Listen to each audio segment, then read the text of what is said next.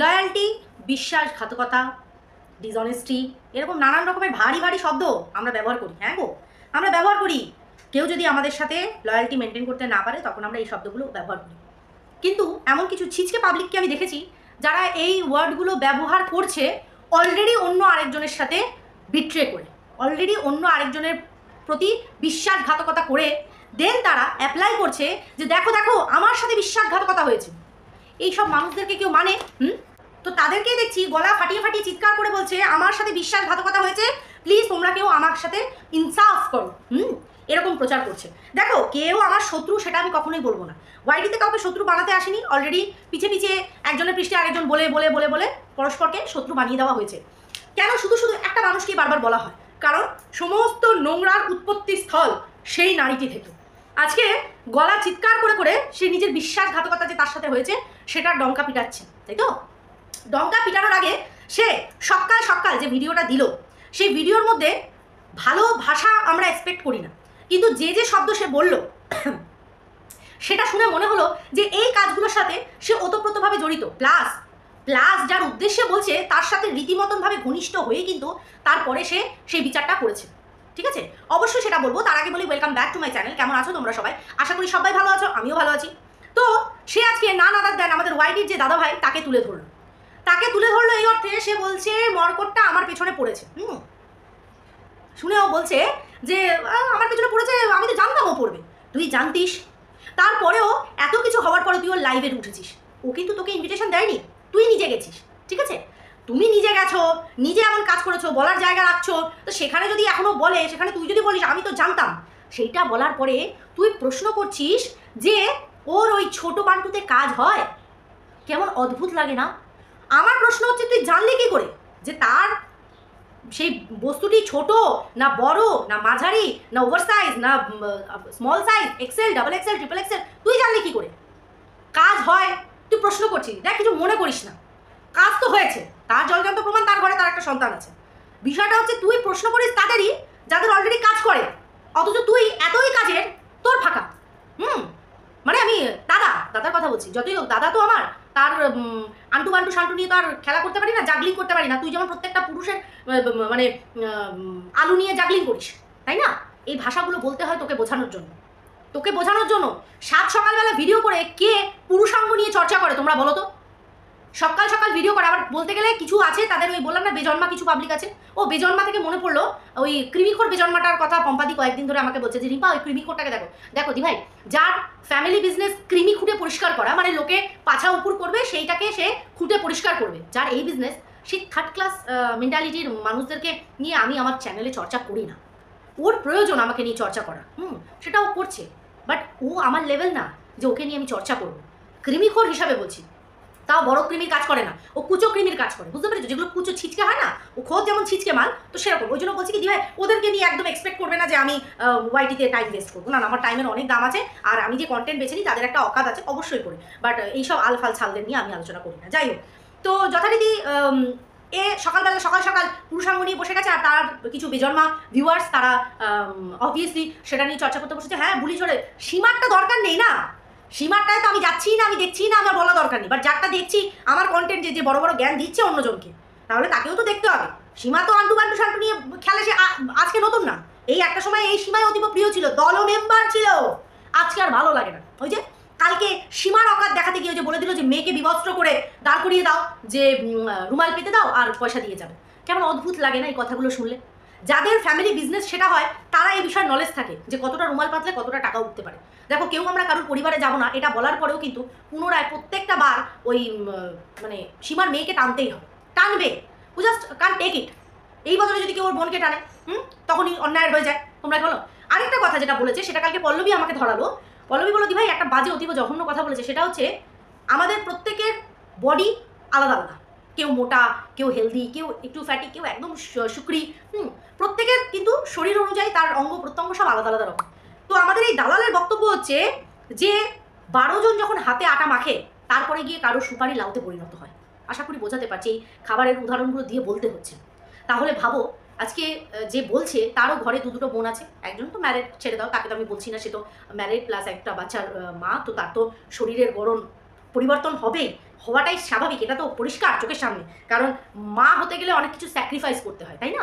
তো সেক্ষেত্রে দাঁড়িয়ে ওর যে ছোটো বোন, সে তো অবিবাহিতা, প্লাস সে একটা কাজের সাথে জড়িত, ঠিক আছে, সব ঠিক আছে, সেও হেলদি, তারও অঙ্গ প্রত্যঙ্গ বেশ ভারী কি।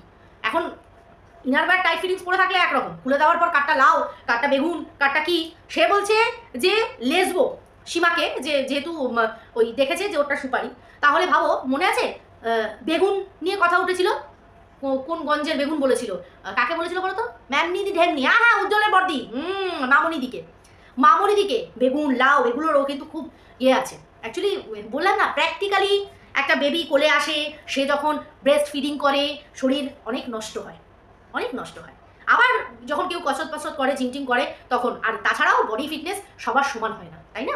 বাট এই যে কথাটা যে 12 জন এসে আটা ময়দা মাখলে পরেই তারপরে সুপারি লাউ বাতাবি মুসম্বি এগুলোতে পরিণত হয়, এই কথাই জঘন্য কথাবার্তা ওর চ্যানেলে আলোচিত হয়। আজ সকালে যেমন পুরুষাঙ্গ বান্টু এইসব নিয়ে বলতে বলতে হঠাৎ করে চলে গেল বিচি। ভাবতে পারছো, বীজ তো আমাদের প্রত্যেকটা ফলেরই বীজ হয়, বীজ থেকেই তো ফল সৃষ্টি হয় না? তো যার বিষয়ে এত ওর বক্তব্য, যেন মনে হচ্ছে ও মেজারমেন্ট টেপ নিয়ে তারটা মেপে দেখে এসেছে, এগুলো বলতে হচ্ছে। এত নোংরা, এতটা কুৎসিত। আজকে আমার ঘরের পুরুষেরটাই আমি দেখে কুল পাচ্ছি না, আমাকে এখন অন্যেরটা গিয়ে মাপতে হবে, কাঠটা বড়, কাঠটা ছোট, কাঠটা সিঙ্গাপুরি, কাঠটা কাটালি, এগুলো মেপে বেড়াতে হবে, যেটা ও মাপছে বসে বসে। ট্রাই তো অনেক মেরেছিলিস ভাই, ট্রাই বহুত মেরেছিলিস ভাইকে ডার্লিং বানানোর জন্য, শুধু পুছলো না তোকে, ব্যাপারটা এটাই হয়ে গেছে, জানিস তো? আজকে ও খুব খারাপ, তোর মনে হচ্ছে যে ও প্রত্যেকটা নারীর সাথে এরকম করেছে, কিন্তু করিয়েছে কে বে? করিয়েছে কে? তোর মতন কিছু ছেচড়িরা করিয়েছে। আমি তো ওকে বলবো যে হার বলদ, যে ঢাল হয়ে দিদিদের সামনে একদম শাহরুখ খান বাহে ফেলিয়ে, ও তো নিজের ক্ষতি করেছে, কিন্তু ওকে তলা দিয়ে কাঠি করেছে কে? ওর আদরের দিদিরা, তোর মতন, যে কিনা মুখে ভাইয়া আর ভেতরে সাইয়া মনে মনে রাখতিস। একদম যেটা সঠিক সেটাই। লাইভ করতে গিয়ে টুগেদার লাইভে ওকে থেকে যে শরম তুই শরমাচ্ছিলিস, মানে বিয়ের পিড়িতে বসে আমাদের দাদা নো নমস্কারকে দেখেও মনে তুই এত শরমাসনি যা শরমাচ্ছিলিস। যাই হোক বাবা, আমরাও তো মানুষ, দেখলে বুঝি। তো এই হলো ব্যাপার, এই সাইজ ফাইজ সমস্ত মাপা হয়ে গেল, কাজ হলো কি হলো না সমস্ত কিছু ওর কাজ হয়েছে। তুই তোর চিন্তা কর, তুই এত অন্যের চিন্তা করিস কেন? সীমার মেয়ে রসাতলে যাক, তোর বাবার কি বে? সরি, তোর কি বে? তোর কি? যার সন্তান নষ্ট হোক, ভালো থাকুক, সুখে থাকুক, সেটা তারা বুঝে নেবে। তোর কি? কার অঙ্গ প্রত্যঙ্গ কিসে কতটা কাজে লাগছে না লাগছে সেটা তারা বুঝে নেবে। তোর কি? প্রত্যেকটা বিষয় তুই ঢুকেছিস, আর আজকে বিশ্বাসঘাতকতা মারাচ্ছ তুমি। বিশ্বাসঘাতক হয়েছে তোমার প্রতি। এই বিশ্বাসঘাতকতা স্টার্টিং তুই করেছিলিস যখন মন্দিরার সাথে দেখা করতে গেছিলিস। হ্যাঁ, অবশ্যই আসবো কে আসল বিশ্বাসঘাতক। মন্দিরার সাথে দেখা করতে গেছিলিস, বলে যাসনি গ্রুপকে, যে অনেস্ট গ্রুপের তকমা লাগতিস না, সেই গ্রুপের মুখে ছিটছিট করে হিসি করে দিয়ে তুই চলে গেছিলিস। বলেছিলিস কি, যাকে বলার তাকে বলে গেছি। কাকে? আমার বরকে। বরকে কেন বলে গেছি? বরের কিন্তু এখানে কোনো লেনা দেনা নেই, বলা উচিত ছিল আমার গ্রুপ মেম্বারদের, কিন্তু তাদেরকে বলা যাবে না। আমি কষিয়ে ঠসিয়ে রান্না করবো আর সেই রান্নায় মুখ মারবে এরা, সেটা কখনো হয়? তুই বলিসনি, তুই চলে গেছিলিস। তোকে জিজ্ঞাসা করেছিল সামনে থেকে, তুই সেখানেও নাকচ করেছিলিস যে না তৃতীয় ব্যক্তির, বুঝছিস? তো সবচেয়ে বড় বিশ্বাসঘাতকতা সবার আগে তুই করেছিস। বিশ্বাসঘাতকতা করেছিস তুই তোর বান্ধবীর সাথে, যে প্রিয় বান্ধবী কিনা তোর জন্য নিজের একটা আর্নিংয়ের সোর্স ছেড়ে দিয়েছিল, শুধুমাত্র তোর পোষ্যকে দেখাশোনা করবে। তার পিঠ পিছে তার ছেলেকে আই মিস ইউ বলে তার বিশ্বাসের ওপর তুই কুঠারাঘাত করেছিলিস। তুই বিশ্বাসঘাতকতার তকমা চাইছিস যে কে তোর সাথে বিশ্বাসঘাতকতা করেছে। নাম্বার 1 বিশ্বাসঘাতক তো তুই। আর তোকে যে চেটে যারা ভিডিও করে, আমি বলবো তারা জন্মান্ধ। যারা এই যে দিতে বসে না, যে হার হাবাতে টাকাই মা বাবা, অবশ্যই টাকা মা বাপ, কিন্তু মা বাবার থেকে বড় টাকা হয় না, তাই না? সম্পর্ক কেউ ধরে রাখতে হয়, কারণ দেখা গেল পয়সা রইলো কিন্তু মুখে খাবার তুলে দেওয়ার জন্য, এক গ্লাস জল তুলে দেওয়ার জন্য কেউ রইলো না, তখন কি করবি বে? ওই টাকা খাবি? হতে পারে কম ভিউজ, কিন্তু সঠিক জায়গায় দাঁড়িয়ে আর্নিং করছি, হোক না কম, কি হবে? আমার তো লাগছে ওই দুটো মানুষের জন্য একটুখানি পাশে যাতে দাঁড়াতে পারি, ব্যাস এনা। বেশি হলে ক্ষতি নেই, কিন্তু যতটুকু হচ্ছে তাতে চলে যাচ্ছে, এটা হলো মুদ্রার কথা। বাট তুই রাখছিস কি কারণে রাখছিস না রাখছিস ঠিক আছে, ভবিষ্যতের জন্য জমানো খুব ভালো, কিন্তু কি পথে গিয়ে জমাচ্ছিস, কিভাবে জমাচ্ছিস, নিজেকে অনেস্ট বলিস। তোর ওই অনেস্টিতে বিশ্বাসঘাতকতা। তো এইবার আসি চ্যাটিং। আমি কিন্তু প্রাইভেট কিছু রিভিল করবো না। দালাল বলছে আমি কিন্তু টিনের প্রাইভেট কিছু রিভিল করবো না, যতক্ষণ না সে সেই জায়গা তৈরি করছে ততক্ষণ কিন্তু আমি রিভিল কিছু করবো না। করে একটা চোতা নিয়ে বসেছে, চ্যাটিংয়ের একটা চোটা নিয়ে বসেছে, যেন মনে হচ্ছে এইটা প্রাইভেট না, বাট ওকে নিজেকে ক্লিন চিট দিতে হবে না। সেই ক্লিন চিট দিতে গিয়ে ও বিশ্বাসঘাতকতা প্রমাণ করার জন্য টিনকে প্রমাণ করার জন্য ও চ্যাটিং লিস্ট রিভিল করলো। এই চ্যাটিং লিস্টটা কার সাথে চ্যাট হয়েছে? সেই আসানসোলের ওই বজ্জাত ঝানুমালটার সাথে, ঠিক আছে, যে কিনা যার সাথে ইন্টু পিন্টু পাপা লিন্টু ইন্টু কুলুকুলু করতে গেছিল, তারই এক্স এখনো হয়ে যায়নি যদিও বা, ওয়াইফের সাথে সে চ্যাটিংয়ের মাধ্যমে জানাচ্ছে, খবরাখবর দিচ্ছে। ইনস্টাগ্রামের সাথে গিয়ে আলাপ করেছে এই দালালের সাথে, ইনস্টাগ্রামে গিয়ে এই দালালের সাথে আলাপ করেছে নাকি, দিদি ভাই তুমি কিছু করো, এতে কি হবে? এতে কি হবে? সন্দীপকে ফাঁসানো হবে? করে ফেলেছে একটা ভুল, সে তো ওই আরেক মানে কি বলবো, বলো তো একটা করে ফেলেছে।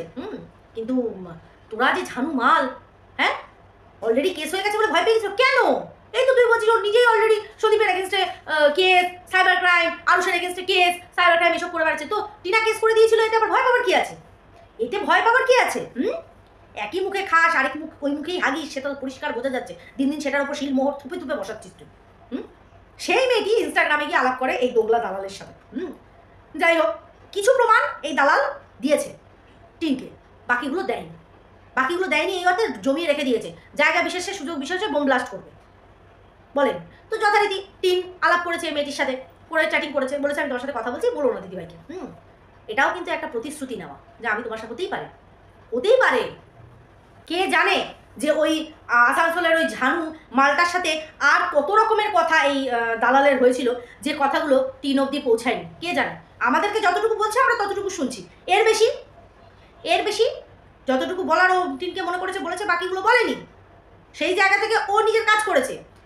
আর এইখানে টিন যখন মেয়েটির সাথে গিয়ে আলাপচারিতা করেছে, মেয়েটিকেও বলেছে যে তুমি এইগুলো আর বলো না, ঠিক আছে, এগুলো আর বলো না। যথারীতি এই মেয়েটি এত বড় ঝানুমাল, এ কী করেছে, কিছু ইনফরমেশন একেও দিয়েছে, একে দিয়ে বলছে কেন ওকে বলবো না কেন, যাই হোক এই কারণে বলবে না, বলেছে একটা রিজন যে মাথার ওপর কাঁটাল হাড়ি নারকোল সব ভেঙে ভেঙে খায় ভিউজের জন্য। ভুল কিছু বলেনি, একদম প্রতিশত একদম সত্য কথা বলেছে, সত্য। এইটা চুগলিখোরটা কি করেছে, চুগলিখোরটা গিয়ে এই দালালকে কথাগুলো বলেছে, জানো তোমার নামে এই কথা বলছে, তোমাকে যেন না বলি, ভাবতে পারছো? তাহলে মেন বিশ্বাসঘাতকতার ট্যাগ কে লাগলো? প্রথমে এই দালাল, নেক্সট এই আসানসোলের ঝানুমালটা। তাই এই আসানসোলের ঝানুমাল জায়গা মতন নগর ঠাকুরে পৌঁছে গেছে, বুঝতে পেরেছো? শেয়ানে কোলাকুলি হয় না, এই দুটো হচ্ছে সেই শেয়ানের মধ্যে দিয়ে দুটো শেয়ানা নিয়ে আজকে প্রমাণ করতে বসেছে যে টিন কত বড় বিশ্বাসঘাতক। আমি ওর সাথে এত লয়্যালটি মেনটেন করেছো তুমি, তোমার লয়্যালটি 108, 112, 116 সব এত লয়্যালটি ও মেনটেন করেছে। আর এই যত সামান্য লয়্যালটিটা কাঁঠাল ভেঙে কেন বলবে না? ও কেন বলবে না? যেখানে ও দেখছে চুপচাপ দেখে যাচ্ছে। ও তো বেরিয়েছিল একটা অন্য আশায়, ওই বলদিটা একটা আশায় বেরিয়েছিল, কিন্তু তারপরে তোর চোখের সামনে ক্লিয়ার হচ্ছে বাড়ির লোকরাই ওর মাথায় কাঁঠাল ভেঙে কাছে। তুই তো কোথাকার কে? তুই তো নিজের স্বার্থ ছাড়া এক চুলো নড়বি না। এই সামান্য বিষয়টা কোথায় ওর সাথে বলে সেটাকে সর্ট আউট করবে না, সেটাকে নিয়ে ভিউজ কামাচ্ছে। আজকে মনে হচ্ছে টিন বিশাল শয়তান। আরে বুঝিসনি রে এ দালাল, বুঝিসনি? টিনের কাছ থেকে আশা করিস কি করে যে ও বিশ্বাসের মর্যাদা দেবে? যেই মেয়ে অত ভালো শ্বশুরবাড়ি পাওয়ার পর শাশুড়ি যেখানে মানে চাকরের মতন খেটেছে, সেই বাড়ির বৌমা হয়ে বাড়ি থেকে বেরিয়ে গিয়ে সেই শাশুড়িকে পরকীয়ার সাথে লিপ্ত করে দিতে একবার চিন্তা করেনি। এ হচ্ছে এইরকম বিশ্বাসঘাতক। আচ্ছা, যে শ্বশুরের সাতচরে আমরা না শুনতে পাই না, 10 কথার 1 কথার মানুষ এই এতদিনের ভিডিওতে একবার কি দুবার হাডলি উনি এসে কথা বলেছেন, সেই মানুষটা নাকি টিভির রিমোটের জন্য বাপের খোটা দিয়েছে, বাপের বাড়ির খোটা দিয়েছে। এইরকম বিশ্বাসঘাতক এই টিম।